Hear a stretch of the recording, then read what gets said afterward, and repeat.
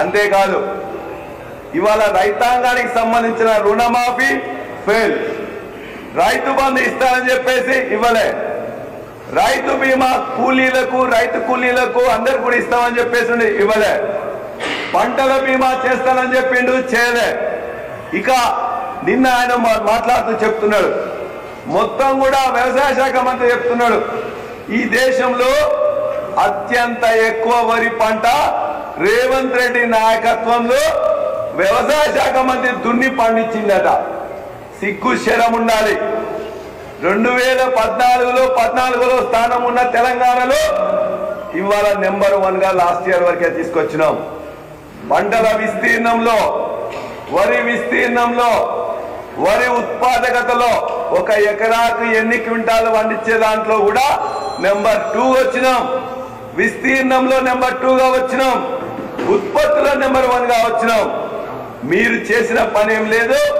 చెరువులు బాగు చేసుకున్నాం, 24 గంటల కరెంట్ ఇచ్చినాం, కాళేశ్వరాన్ని కంప్లీట్ చేసుకున్నాం. నిన్న మాట్లాడుకుంటూ సిగ్గు లేకుండా ముఖ్యమంత్రి రేవంత్ రెడ్డి ఒక ట్వీట్ పెట్టిండు, కాళేశ్వరం లేకున్నా ఇవాళ మేము అత్యధిక పంట పండించామని. కాళేశ్వరం అంటే నీకేం తెలుసు? కాళేశ్వరం అంటే ఆలేరులో ఉన్న పంటలు పండడానికి కూడా కావాల్సిన గంధమల్ల కాళేశ్వరంలో భాగమే, బస్వాపురం కాళేశ్వరంలో భాగమే, కొండపోచమ్మ, రంగనాయక సాగర్, మల్లన్న సాగర్, అన్నపూర్ణ, మిడ్ మానేర్, లోయర్ మానేర్, ఇవాళ వరంగల్ జిల్లాకు వస్తున్న కాకతీయ కాలువకు వచ్చే నీళ్లు కూడా ఇవాళ ఎల్లంపల్లి ద్వారా వస్తాయి, ఎస్ఆర్ఎస్పి ద్వారా 2 ద్వారా వస్తాయి. వర్షం వస్తే వస్తాయి. కాళేశ్వరం నుంచి అవసరం అనుకున్నాం, నింపుకుంటున్నాం. కాళేశ్వరంలో ఏమున్నదో తెలియదు. కాళేశ్వరంలో ఏదో పర్రె వాసింది, చీరిక వాసింది అని చెప్పి సంవత్సరం నుంచి దాన్ని నింపకున్నా కూడా మిగతా ఏదైతే ఉన్నదో దాన్ని నింపుకున్నాం.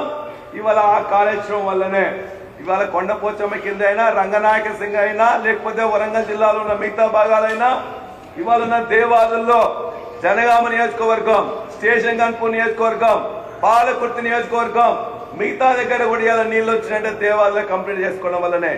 కాబట్టి 2022-23 వరకే 1,00,000 ఎకరాల కాదు, కోటి, ప్రతి నియోజకవర్గంలో 1,00,000 ఎకరాలు, కోటి ఎకరాలకు నీళ్లు ఇచ్చింది ఇలా కేసీఆర్ గారి ప్రభుత్వం.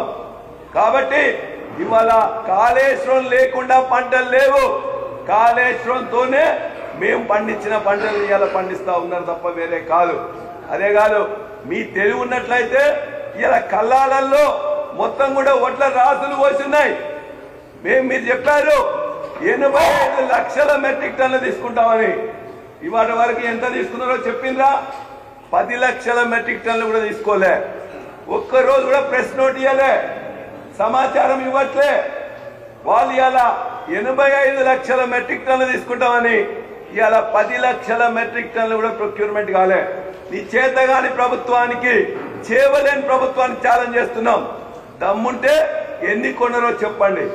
కొన్న దాంట్లో వ్యవసాయ శాఖ మంత్రి చెప్తాడు 60% సన్నాలు వేసినామని. మరి 60% సన్నాలు వేస్తే 10% కూడా నువ్వు కొనలే. ఎందుకు మాయమాటలు చెప్తున్నారు? ఇవాళ నువ్వు 85 లక్షలు నువ్వు ప్రొక్యూర్ చేస్తావా ఛాలెంజ్ చేస్తున్నా. గత యాసంగిలో, అంతకుముందు యాసంగి కంటే యాసంగిలో పంట తక్కువ మీరు ప్రొక్యూర్ చేసిండ్రు. ఇవాళ నేను ఛాలెంజ్ చేస్తున్నా, గత వానాకాలంలో ప్రొక్యూర్ చేసిన దానికంటే ఇవాళ నువ్వు ఎక్కువ ప్రొక్యూర్ చేస్తావు. మునగాను అయితే చూపించు. సన్న ఓట్లకే ఇస్తాను, ఆ తెలివి కూడా లేదు. కాబట్టి నువ్వు అన్ని రంగాల్లో ప్రొక్యూర్మెంట్ లో ఫెయిల్ అయినావు, రైతు బంధు ఇవ్వడంలో ఫెయిల్ అయినావు, రుణమాఫీ చేయడంలో ఫెయిల్ అయినావు. కాళేశ్వరం నీళ్లతోనే, ఇవాళ జల కళతోనే ఇవాళ నువ్వు నీళ్లు కొన్ని చోట్ల ఎత్తిపోయకున్నా కూడా మేము చేసిన ఏదైతే నిర్మాణం ఉన్నదో దాంతో పాటు ఇలా పంట పడుతుంది తప్ప మరొకటి కాదు. నేను ఇంకొక అంశం మాట్లాడి నేను బంద్ చేస్తా. రెండో అంశం, ఇవాళ చాలా మంది ఉద్యోగాలు మేమిస్తే నువ్వు ఇచ్చినావని చెప్పి సిగ్గు లేకుండా చెప్పుకుంటూ ఇలా మహారాష్ట్ర పోయి ఇంకో దగ్గర పోయి చెప్పుకుంటూ చేస్తున్నావు. నువ్వు టీచర్లు అదేవిధంగా మిగతా 2-3 మీటింగులు పెట్టినావు. ఎల్బీ స్టేడియంలో టీచర్లకు పెట్టి టీచర్లతో గొప్పగా మాట్లాడినావు. అదేవిధంగా మొన్న విద్యార్థులతో మాట్లాడినావు. 10 సంవత్సరంలో ఎక్కడా లేని విధంగా ఇవాళ ప్రభుత్వ పాఠశాలల్లో, అదేవిధంగా గురుకులాల్లో, రెసిడెన్షియల్ కళాశాలలో గత సంవత్సరం కంటే ఈ సంవత్సరం 2 లక్షల అడ్మిషన్లు తక్కువైనాయి. 2 లక్షల అడ్మిషన్లు తక్కువైనాయి. సిగ్గుపడు. ప్రభుత్వం చేత కావట్లేనందుకు, ఎడ్యుకేషన్ మినిస్టర్ అయినందుకు ఇవాళ మొత్తం గురుకులాలకు మొత్తం కూడా రోగాలు అంటుకున్నాయి. 42 మంది విద్యార్థులు చచ్చిపోయినరు, ఆత్మహత్యలు చేసుకుంటున్నారు. భోజనం సరిగ్గా పెట్టలేవు. దానికి సిగ్గుపడు. ఆ వైఫల్యాల గురించి ఆలోచించు. విజయోత్సవం కాదు. చివరిగా ఒకటే మాట మాట్లాడతా. ఇవాళ ఈ జిల్లాలో ఉన్న మంత్రులు కానీ, ఈ జిల్లాలో ఉన్న ఇన్ఛార్జ్ మంత్రి కానీ, ఎమ్మెల్యేలు కానీ మొత్తం కూడా ఇష్టం వచ్చినట్లు చేస్తా ఉన్నారు.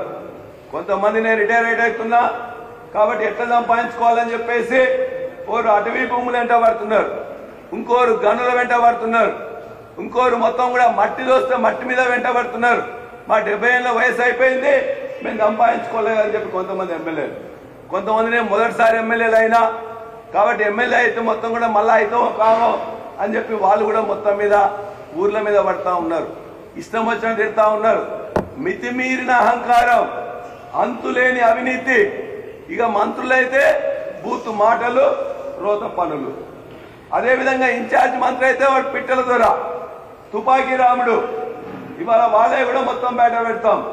ఇవాళ రైతు బంధుకు సంబంధించిన 7,500 కోట్లని పందికొక్కుల్లాగా మెక్కిండ్రు. పందికొక్కుల్లాగా మెక్కి ఇన్ఛార్జ్ మంత్రిగా ఉన్న అతను మొత్తం కూడా మొదటిసారి మంత్రి అయిండు, మొదటిసారి ఎమ్మెల్యే అయిండు. చాలా అహంకారంతో మాట్లాడుతున్నాడు.